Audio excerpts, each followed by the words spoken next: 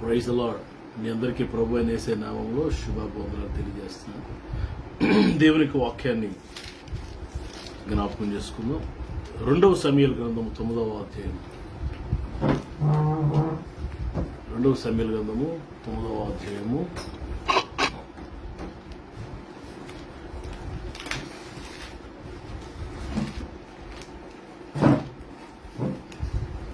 రెండవ సమూయేలు గ్రంథం 9వ అధ్యాయం మొదటి వచనం మనం చూస్తాం. యోనాతాను బట్టి నేను ఉపకారం చూపుటకు సౌలు కుటుంబంలో ఎవడైనా కలడా అని దావీదు అడిగాను.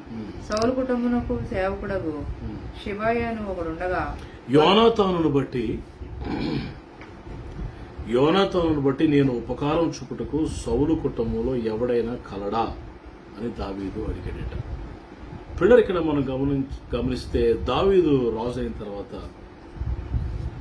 సౌలు యొక్క కుటుంబం అంట అంతకంతూ క్షీణించిపోయిందట. మనం మరి 2వ సమూయేలు గ్రంథం 3వ అధ్యాయం మొదటి వచనంలో మనం చూస్తాం. 2వ సమూయేలు గ్రంథము 3వ అధ్యాయం మొదటి వచనం. సౌలు కుటుంబీకులకును దావీదు కుటుంబీకులకును బహుకాలం యుద్ధం జరగగా దావీదు అంతకంతకు ప్రబలను సౌలు కుటుంబం అంతకంతకు నీరసించిపోయిందట. ఎందుకు నీరసించిపోయిందంటే సౌలు దేవుని కృపను పోగొట్టుకున్నాడు. పిల్లలు మనం గమనిస్తే దేవుని కృపను పొందుకున్న కుటుంబాలు, దేవుని కృపను పోగొట్టుకున్న కుటుంబాలు. So we need to catch, we need to continue protect the grace of the Lord with us. దేవుని కృపను మనం ఇప్పుడు పోగొట్టుకోకూడదు. పిల్లరా, సౌలు కుటుంబం అంతకంతకు నీరసించిపోయి చెట్టుకు కూడా పుట్టకు కూడా చెదిరిపోయి చెదిరిపోయి ఏవుడు లేకుండా అయిపోయాడు. పిల్లరా, అయితే దావీదుకు యోనాతాను అని ప్రాణ స్నేహితుడు ఉండేవాడు. సౌలు కుమారుడు చనిపోయాడు యుద్ధంలో. పిల్లరా, అయితే ఒకరోజు సడన్ గా దావీదుకి యోనాతాను జ్ఞాపకం వచ్చాడు. యోనాతాను జ్ఞాపకం వచ్చి పిల్లరా మనసులో ప్రేరేపణ ఏంటంటే యోనాతానును బట్టి నేను ఆ కుటుంబంలో యోనాతాను ఫ్యామిలీలో ఎవరికో ఒకరికి నేను ఉపకారం చేయాలి అని అనుకుని పిల్లరా ఎవడైనా ఉన్నాడా అని పిల్లరా మరి అడిగినప్పుడు జవాబేటి వచ్చిందో తెలుసా? పిల్లరా మరి యోనాతాను కుమారుడు పిల్లరా మరి మెఫీబోషెత్ అని ఒకడు ఉన్నాడు.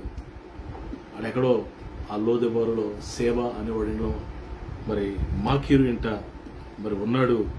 సరిగా ఆహారం లేదు, బలహీనుడైపోయాడు, మరి అన్ని పోగొట్టుకున్నాడు, లేనివాడిగా ఉన్నాడు అనే న్యూస్ వచ్చినప్పుడు పిల్లరా దావీదు కనికరంతో కదిలించబడి దేవుని ప్రేమతో మూవ్ అయ్యి పిల్లరా మరి యోనాతాను కుమారుడైన మెఫీబోషెతును రప్పించి ఆయన కుంటికాలవాడు.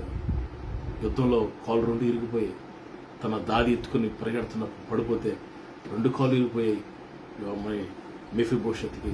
అలాంటి వ్యక్తిని తీసుకొస్తే దావీదు పిల్లరా మరి ఏమంటున్నాడు? 7వ వచనం. అందుకు దావీదు నీవు భయపడవద్దు, నీ తండ్రి అయిన యోనాతాను నిమిత్తము నిజముగా నీకు ఉపకారం చూపి నీ పెదరైన సౌలు భూమి అంతయు నీకు మరలా ఇప్పింతును, మరి నువ్వు సదాకాలం నా బలయోధనే భోజనం చేయదు అని సెలవు. 3 ఆశీర్వాదాలు పొందుకున్నాడు మెఫీబోషెత్. ఒకటేంటంటే అభయం వచ్చేసింది, భయపడద్దు, fear not. Mephibosheth, why are you having fear? Mephibosheth భయం ఏంటంటే సౌలు దావీదుకి కీడు చేశాడు, సౌలు శత్రువుగా మారిపోయాడు, దావీదు ఖచ్చితంగా సౌలు పుట్టినని చెప్తాడేమో అనుకున్నాడు. ఆ ఎనిమిటి ఇంకా ఉందేమో అనుకున్నాడు. అయిపోయింది, ఈ రోజు నా పని అయిపోయింది అనుకున్నాడు Mephibosheth. But David says fear not Mephibosheth, భయపడొద్దు. గొప్ప అభయం, ఫస్ట్ అభయం, ఇది చాలా ఇంపార్టెంట్. మానసిక స్థైర్యం అంటారు దీన్ని, అభయం అంటారు, ధైర్యం అంటారు. ఇది ఉంటే చాలు మనుషునికి. పిల్లరా, ఎవరైనా సమస్యల్లో ఇబ్బందులు ఉన్నప్పుడు దగ్గరికి ఎవరైనా వచ్చి బ్రదర్ మీరేం భయపడకండి, నేను అన్నాను కదా మీకు అని ఒక మాట చెప్తే ఎంత శక్తినిస్తుంది, ఎంత బలాన్ని ఇస్తుంది. మెఫీబోషెత్ ఫస్ట్ ఏంటంటే పిల్లరా అభయాన్ని పొందుకున్నాడు. రెండవది ఏంటంటే నీ పితరుడైన సౌలు భూమి అంతయు నీకు మరలా ఇప్పిస్తాను. తన తాతగారు కింగ్ కదా, రాజు కదా, చాలా భూములు పొలాలు అన్నీ ఉంటాయి. ఆయన చనిపోయాడు, తండ్రి చనిపోయాడు, యుద్ధంలో మొత్తం పోయాయి, భూమి లేదు, పుట్ట లేదు, ఏమీ లేదు, ఒక్క సెంటు భూమి కూడా లేదు, అన్ని పోగొట్టుకున్న వాడికి లేని వాడికి ఉన్నాడు. దావీదు అంటున్నాడు, నీ తాతగారి యొక్క భూమి అంతా నీకు మరలా ఇప్పిస్తాను. ఏ భూములు మీ తాతగారికి ఉండేవో సౌలుకి, ఆ భూమి అంతా నీ పేరు రిజిస్ట్రేషన్ చేసేస్తానన్నాడు. షాక్ అయిపోయాడు మెఫీబోషెత్. పిల్లరా, పోగొట్టుకున్నది తిరిగి పొందుకున్నాడు మెఫీబోషెత్. మూడవది ఏంటి దశ, మరియు నీవు సదాకాలము నా బల్ల యొద్దనే భోజనం చేయదు అని సెలవీగా. పిల్లరా, సదాకాలము నా బల్ల యొద్దనే, నా బల్ల యొద్దనే. కింగ్స్ టేబుల్ అంటారు. రాజుగారు కూర్చుంటారు, రాజుగారు భార్య కూర్చుంటారు, రాజుగారు పిల్లలు కూర్చుంటారు, కింగ్స్ ప్రిన్సెస్ కూర్చుంటారు. పిల్లల ప్రిన్సెస్ మరి రాణిలు, రాకుమార్తెలు, రాకుమారులు, రాజులు అందరు కూర్చుని బల్ల మీద భోజనం చేస్తారు. చాలా పెద్ద బల్ల ఉంటుంది, టేబుల్, కింగ్స్ టేబుల్ అంటారు దాన్ని. మెఫీబోషెత్తో దావీదు అంటున్నాడు, ఈ క్షణం నుండి నువ్వు నా బల్ల మీద భోజనం చేస్తావు, నాతో నా కుమారులతో నువ్వు భోజనం చేస్తావు. ఇది హానర్ అండి. మొదటిది ధైర్యం, రెండవది ఆశీర్వాదం, మూడవది ఏంటో తెలుసా, ఘనత, హానర్.